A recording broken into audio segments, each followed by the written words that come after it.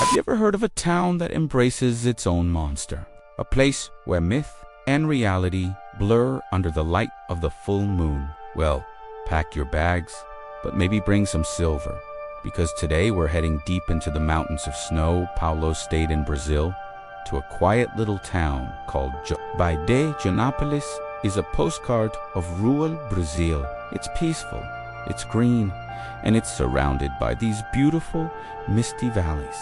It's the kind of place you'd go to escape the noise of the city, to breathe fresh air and just relax.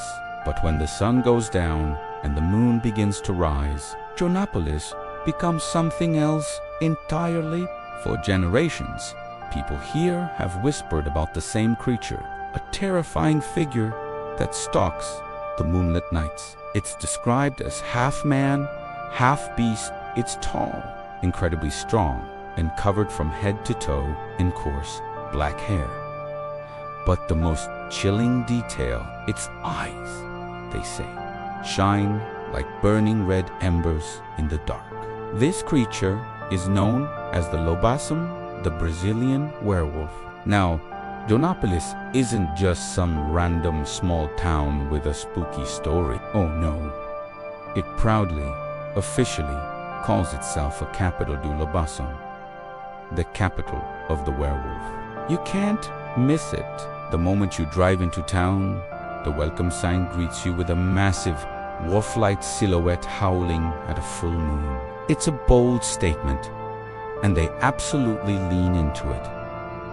Everywhere you look, the werewolf is there. Souvenir shops are filled with plush, cuddly werewolves, which is a bit ironic, don't you think?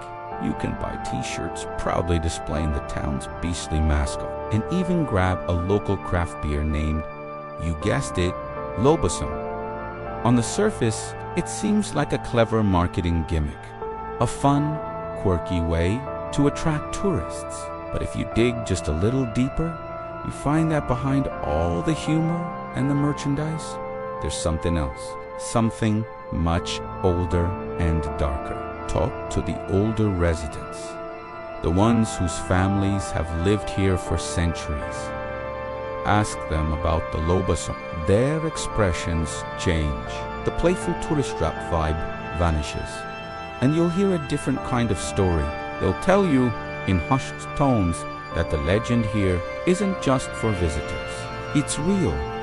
They haven't just heard stories passed down, they've seen it with their own eyes. They've heard its guttural howls echoing through the valleys. Some even swear they've smelled the creature's musky scent hanging in the air on humid summer nights as it passed by their homes. This is a town that still respects the old ways and the old fears. Even today, many people lock their doors and bolt their windows after dark, especially when the moon is full. It's not uncommon to see garlic hanging from doorways, or hear stories of people sprinkling holy water around their properties for protection. The simple act of walking home alone at night during a full moon is something many locals would never dream of doing. It's a deep-seated feel, woven into the very fabric of daily life here. So, where did this legend come from? The story of the lobisomem in Brazil is actually older than the country itself. It's a fascinating mix of cultures and beliefs. It started with European werewolf myths, brought over by the Portuguese settlers hundreds of years ago. But those stories didn't just stay the same. They blended with the folklore of the native peoples and the enslaved Africans who were brought to Brazil. These cultures had their own tales of men cursed to transform, of shamans who could shapeshift, and of spirits that roamed the night as beasts. Over time, these different threads wove together to create something uniquely Brazilian. But here in Joanópolis, the legend took on its own specific, chilling details. The local version of the story says the curse doesn't just strike randomly. It follows a bloodline, appearing every 7 generations. It falls upon a man who is born as the seventh son of a family with 7 sons. A child who is seemingly destined from birth to a monstrous fate. According to the old beliefs, this 7th son would live a normal life until his first transformation, which always happens under the light of a full moon. He becomes a creature torn between 2 worldsmen and beast condemned to wander the forests and fields, driven by an insatiable primal hunger. The old priests used to say there was only one way to break the curse. The cursed man had to be baptized by one of his own brothers. If this didn't happen, he would be trapped in this horrific cycle forever. To outsiders, to us, it might all sound like fascinating but baseless superstition, a collection of old ghost stories. But to the people of Joanópolis, it's a living history. It's a warning. And this isn't just ancient folklore with no proof. The town has recorded sightings. One of the earliest and most famous accounts dates back to the 1930s. A local farmer named Joaquim Alves was waking up just before dawn when he saw something that made his blood run cold. Near his property, he saw what he described as a huge black dog walking on 2 legs. It was moving with an unnatural gait, like something trying to imitate a man. Terrified, Joaquim grabbed his shotgun and fired at the figure. In an instant, the creature vanished into the thick morning fog, as if it were never there. He might have dismissed it as a trick of the light, but the next morning, Joaquim found undeniable proof.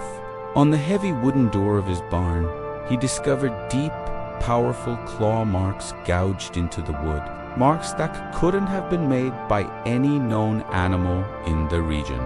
That story has been told and retold for nearly a century, a chilling piece of evidence that the people of Joanópolis hold on to. So, is Joanópolis just a town with a great marketing team? Or is there really something lurking in the misty hills when the moon is full? The truth is, we may never know for sure. But one thing is certain.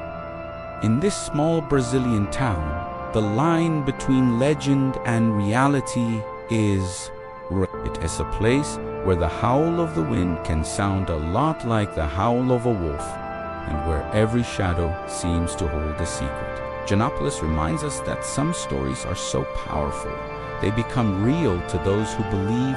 What do you think? Deep in the heart of Brazil, nestled in the rolling hills of São Paulo, lies a town called Joanópolis. It's known as the capital of the werewolf.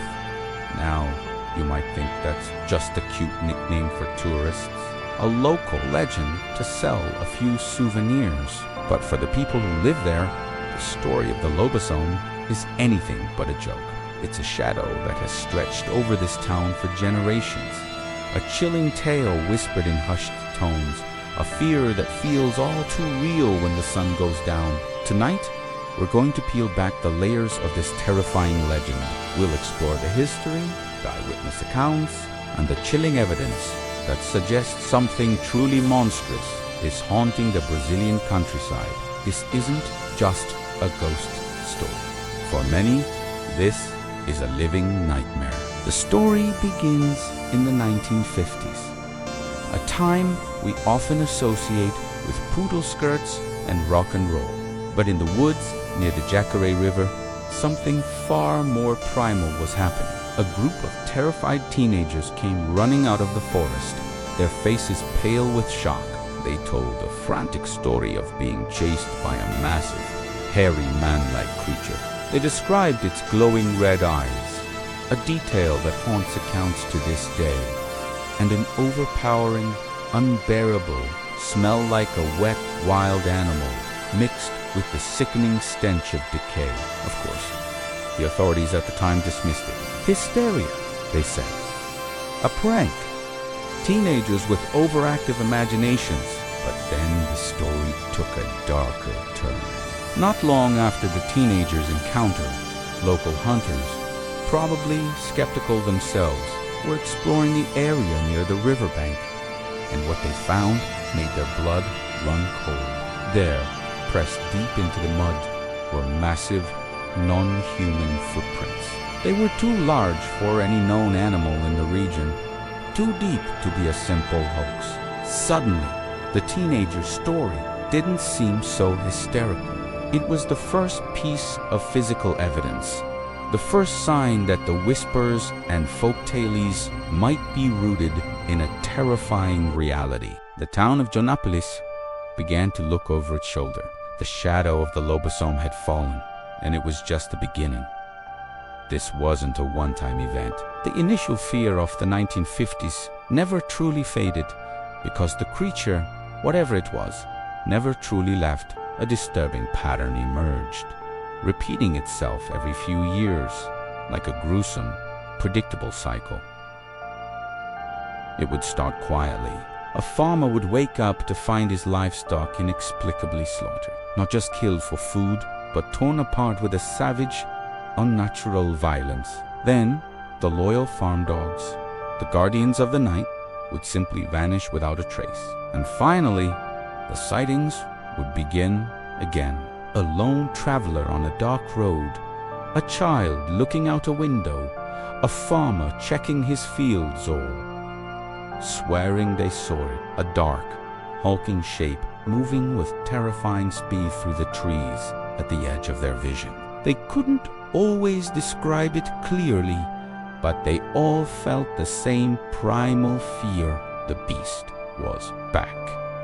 To understand the legend of the Joanópolis lobosome, you have to understand the town itself. This is a deeply religious community, where faith is woven into the very fabric of daily life. For many residents, the creature isn't just some undiscovered cryptid or a wild animal. They see it through a spiritual lens. It's viewed as a form of divine punishment, a cursed soul forced to walk the earth in a monstrous form. The local priests have spoken about it from the pulpit. One, in particular, described the lobosome as a soul paying a terrible price for earthly sins of lust, of unbridled pride, or the ultimate sin of bloodshed. The creature wasn't just something to be hunted. It was something to be pitied and feared as a warning to others. This spiritual belief shaped how people reacted to the creature. The same priest who described the lobosome as a cursed soul also offered his parishioners advice, a defense against the darkness. He told them that if they ever came face to face with the beast, they shouldn't try to fight it. A gun or a knife would be useless against such a supernatural force. Instead, he urged them to pray, to hold on to their faith as a shield, and to do something very specific: throw holy water at it. This wasn't just a symbolic gesture. According to local lore, it was a genuine weapon. Some who claimed to have tried it swore the beast recoiled, screaming in agony as the blessed water touched its skin before fleeing back into the night. But here's where the story gets even more terrifying. While some believed holy water was the key to salvation, others had a very different experience. Their stories are told in hushed, fearful whispers. They say that when they threw the holy water, the creature didn't flee. It didn't scream in pain. It only became angrier. The act of confronting it with a sacred element seemed to enrage it, turning its predatory focus directly on them. Imagine the horror of that moment. Your one hope for protection not only fails, but makes your situation infinitely worse. It's a chilling thought. For some, faith provided a shield, but for everyone in Joanópolis, one emotion ruled the night: pure, absolute fear. Now, you might be thinking this all sounds like an old folk tale, a story confined to the black and white era of the 1950s. But the most unsettling part of the legend is that it isn't trapped in the past. The sightings didn't end decades ago. They're still happening right now. In our modern world of smartphones and social media, the people of this town are still seeing something monstrous in the hills. The legend is alive, and for them, it's as real as the ground beneath their feet. This isn't history. This is a current event. And that brings us to the next chapter of our investigation. We're moving from the past into the present day.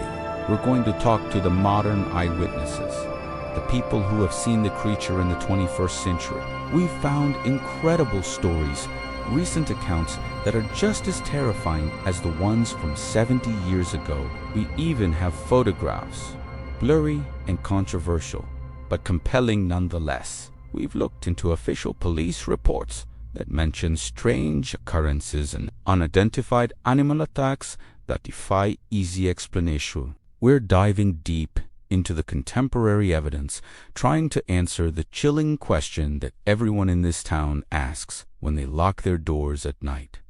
What exactly is haunting the hills of Joanópolis? Join us as we search for the modern werewolf. Thank you for watching, and if you're fascinated by unsolved mysteries and chilling legends like this one, make sure to subscribe and hit that notification bell so you don't miss our next investigation. Stay safe out there.